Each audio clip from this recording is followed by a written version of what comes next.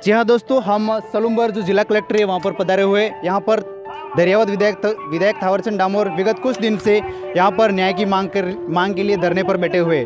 हम इनसे जानना चाहेंगे आखिर यह क्या मुद्दा रहा और किस वजह से इन्होंने इतने लंबा धरना प्रदर्शन किया है।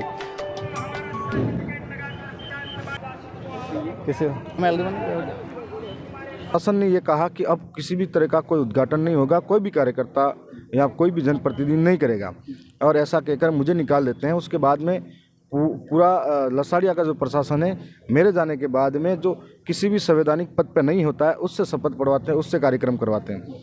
इससे दो चीज़ें रही हमारी मांग में कि जो लोग हमला करने वाले हैं उन सभी आरोपी को गिरफ्तार करो। कुछ लोगों को आप गिरफ्तार करके सिर्फ दिखावटी काम कर रहे हो, या और दूसरी बात जिन्होंने अपमान किया है कि अगर क्षेत्र का विधायक वहाँ पर मौजूद है तो उसके साथ बाहर निकाल के दूसरों से कार्यक्रम का उद्घाटन करवा रहे हो। इसका मतलब मेरे जो विशेष अधिकार कहे या एक संवैधानिक पद का आपने अपमान किया है, या मेरी विधानसभा की जनता ने जो जिताया है तो उन सब का अपमान है ये। तो इसमें प्रशासन भी लिप्त है और ये सारी बात जानते हैं। इसी बात को यहाँ के कलेक्टर महोदय से भी हमने बताया तो कलेक्टर साहब 10 बार जाँच मांग रहे हैं, सबूत मांग रहे हैं। यदि कलेक्टर साहब को कोई बीच रास्ते पे पकड़ के एक रैपट मार दे और फिर वो किसके पास सबूत मांगते फिरेंगे? अगर कोई मार खाता हुआ कोई सामने से वीडियो बनाएगा क्या? तो ये तो असंभव है। जैसे मार खा रहा है एक तरफ और एक तरफ वीडियो बनाना असंभव है। फिर भी हमारे पास जितने एविडेंस थे सोशल मीडिया के माध्यम से हमें मिले थे वो सारे इनको दिए। ये सरकार और सत्ता के दम पर इन सारी चीज़ों को दबा रही है। और मैं यही कहना चाहूँगा कि आज भी न्याय के लिए यहाँ खड़ा हूँ। भारत आदिवासी पार्टी के तमाम कार्यकर्ता और जनप्रतिनिधि यहाँ पहुँच रहे हैं। हमारे एमपी साहब राजकुमार जी भी आ रहे हैं, 2 विधायक भी आ रहे हैं और अन्य तमाम जनप्रतिनिधि भी आ रहे हैं। मैं हमेशा संघर्ष करता रहा हूँ समाज की जनता के लिए, और आने वाले समय में भी सड़क की लड़ाई सदन तक जरूर लड़ूंगा और लड़ता रहूँगा। जैसे आपके साथ ये हादसा हुआ उस समय आपके कौन कौन सामने लोग थे, उस कोई जानकारी आपके सामने? मैं अधिकतर को जानता नहीं हूँ। अच्छा। परिस्तानी साथी जानते हैं, उन्होंने नामजद रिपोर्ट दे रखी है और रिपोर्ट भी एक दिन धरने पर बैठा उसके बाद रिपोर्ट मेरी दर्ज हुई, एफआईआर दर्ज होती है। अब सोचो जरा, अगर मैं धरने पे ही नहीं बैठता क्या कार्रवाई संभव थी? अगर एक विधायक सुरक्षित नहीं है तो वहाँ की जनता कैसे सुरक्षित रहेगी?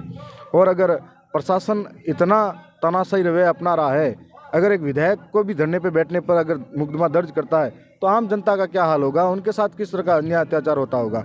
इन्हीं चीज़ों के लिए हम लोगों में आक्रोश है।